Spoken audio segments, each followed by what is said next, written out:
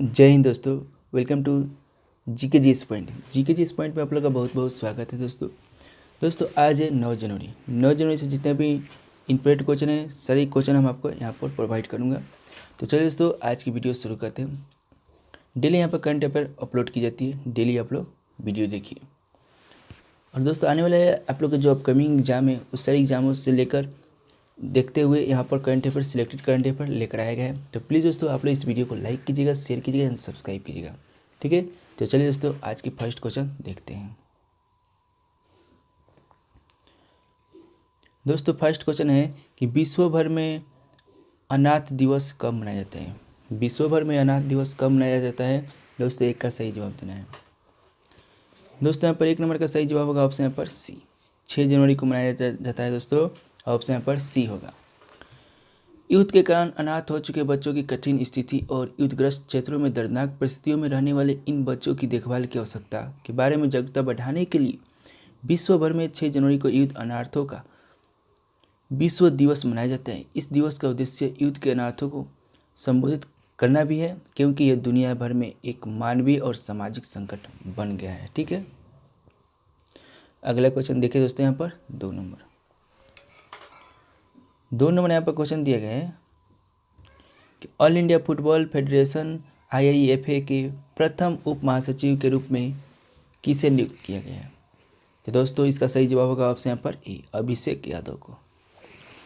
5 जनवरी 2021 को अभिषेक यादव पूर्व भारतीय फुटबॉल को अखिल भारतीय फुटबॉल महासंघ के प्रथम उप महासचिव के रूप में नियुक्त किया गया। यह पहली बार है कि किसी पूर्व राष्ट्रीय खिलाड़ी को AIFF में उच्च पद की नियुक्ति किया गया।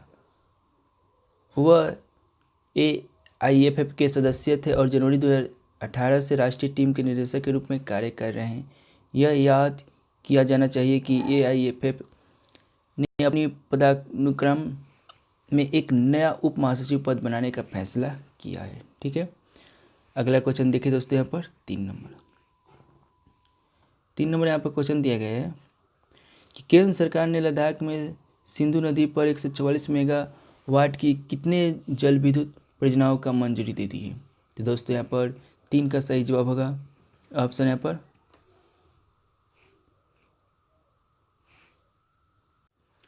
8 होगा दोस्तों, ऑप्शन यहाँ पर डी सही जवाब होगा। जो भी दोस्तों डी बता रहे हैं उनका सही जवाब है ऑप्शन यहाँ पर डी।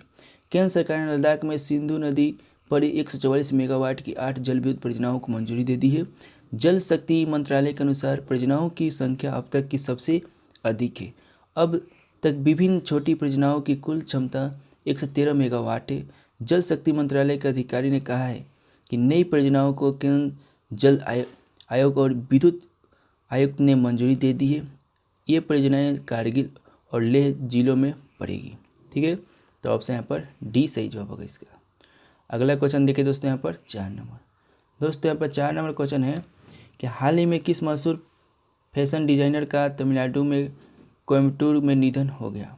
तो दोस्तों यहाँ पर 4 का सही जवाब होगा ऑप्शन यहाँ पर बी, सत्यपाल। मशहूर फैशन डिजाइनर सत्यपाल का हाल ही में तमिलनाडु के कोयम्बटूर में निधन हो गया। वे 89 साल के थे। उन्होंने कई ब्रांडेड गारमेंट कंपनी के लिए कपड़े डिजाइन किए थे। सत्यपाल पिछले महीने से काफ़ी बीमार चल रहे थे। उन्हें दिसंबर में स्ट्रोक का सामना करना पड़ा था। इसके बाद उनका इलाज चल रहा था, ठीक है। अगला क्वेश्चन देखिए दोस्तों, यहाँ पर 5 नंबर यहाँ पर क्वेश्चन है कि केंद्र सरकार ने वित्त वर्ष 2020-21 में DGP की विकास दर निम्न में से कितने प्रतिशत रहने का अनुमान लगाया है। कितने प्रतिशत रहने का अनुमान लगाया है दोस्तों। तो यहाँ पर दोस्तों 5 नंबर का सही जवाब होगा ऑप्शन यहाँ पर ए, 7.7% दोस्तों, 7.7%। ऑप्शन यहाँ पर ए सही जवाब होगा। केंद्र सरकार ने वित्त वर्ष 2020-21 के लिए देश की आर्थिक विकास दर यानी GDP का पहला अनुमानित आंकड़ा जारी किया है। केंद्रीय सांख्यिकी विभाग ने 2020-21 के लिए देश की अनुमानित GDP लगभग 7.7% रहने का अनुमान है, जबकि 2019-20 में देश का GDP 4.2% ही था। तो देखिए दोस्तों अनुमान तो बहुत ज़्यादा लगाया गया है। कोरोना के चलते पिछले साल मतलब 2020 में बहुत ज़्यादा वीक हो गया था, मगर इस बार देखिए क्या होता है। अगला क्वेश्चन देखिए दोस्तों, यहाँ पर 6 नंबर क्वेश्चन दिया गया है कि ब्लूमबर्ग की तरफ से जारी की जाने वाली अरबपतियों की सूची में कौन दुनिया के सबसे अमीर व्यक्ति बन गया है। अब यहाँ पर दुनिया के सबसे अमीर व्यक्ति, दोस्तों इसका सही जवाब होगा option number A, Elon Musk. Bloomberg की तरफ से जारी की गई है ये दुनिया के सबसे अमीर व्यक्ति की लिस्ट। ब्लूमबर्ग की तरफ से जारी की जाने वाली अरबपतियों की सूची में एलन मार्क्स सबसे अमीर व्यक्ति बन गए हैं। उन्होंने अमेजन के जेफ बेजोस को पीछे छोड़ दिया है।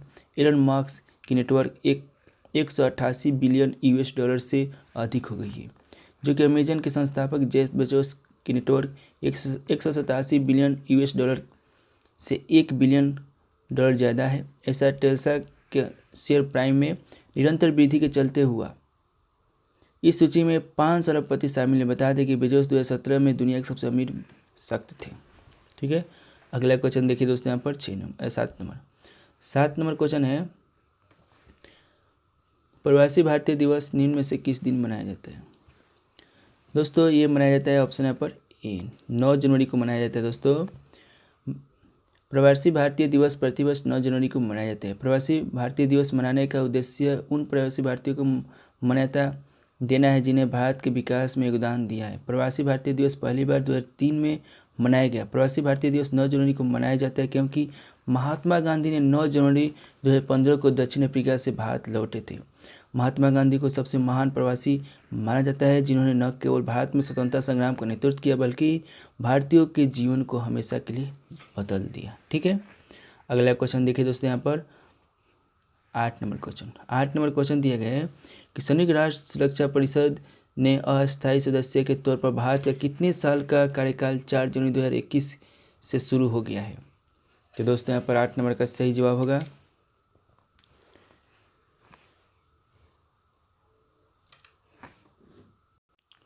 ऑप्शन यहाँ पर डी होगा दोस्तों, 2 साल के लिए। 2 साल के लिए कर दी गई है दोस्तों, ऑप्शन यहाँ पर डी होगा। ठीक है, अगला क्वेश्चन देखिए दोस्तों, यहाँ पर 9 नंबर यहाँ पर क्वेश्चन दिया गया है, केंद्र सरकार ने जम्मू कश्मीर के विकास के लिए कितने करोड़ रुपए की मंजूरी दी है। कितने करोड़ का दी है दोस्तों, तो यहाँ पर ऑप्शन सी होगा, 28,400 करोड़ रुपए की मंजूरी दी है दोस्तों के जम्मू कश्मीर के विकास के लिए। केंद्र सरकार ने जम्मू कश्मीर के विकास के लिए 28,400 करोड़ रुपए की मंजूरी दी है। ये योजना जम्मू कश्मीर में नए निवेश, पर्याप्त विस्तार और मौजूदा उद्योगों को प्रोत्साहित करेगी। सरकार का कहना है कि जम्मू कश्मीर में पहली बार कोई औद्योगिक योजना ब्लॉक स्तर पर जारी रही है। ये योजना साल 2037 तक के लिए है। इस योजना में 28,400 करोड़ रुपए की लागत खर्च आएगी। ठीक है, अगला क्वेश्चन देखिए दोस्तों, यहाँ पर 10 नंबर और लास्ट क्वेश्चन है, 10 जनवरी 2021 को 2 दिवसीय एशियाई वाटर वर्ड जनगणना 2020 का कहाँ से शुरू की गई। कहाँ से शुरू की गई है दोस्तों, तो ऑप्शन यहाँ पर डी होगा, Andhra Pradesh. Bombay natural history society के विशेषज्ञों के आंध्र प्रदेश में 2 दिवसीय एशियाई वाटर वर्ड जनगणना 2020 की शुरुआत हुई, जिसमें कोरिंगा वन जीव अभ्यारण्य, कोलेरू झील और कृष्णा अभ्यारण्य सहित कम से कम 2 दर्जन स्थल शामिल किए गए हैं। तो ठीक है, तो दोस्तों आज की यहाँ पर प्रैक्टिस डेली करंट अफेयर समाप्त होता है। दोस्तों डेली यहाँ पर टॉप 10 करंट अफेयर प्रोवाइड की जाती है, आप लोग डेली यहाँ पर क्लास अटेंड कीजिए। ठीक है, तो चलिए दोस्तों मिलते हैं नेक्स्ट वीडियो के साथ। तब तो दोस्तों जय हिंद दोस्तों, वंदे मातरम।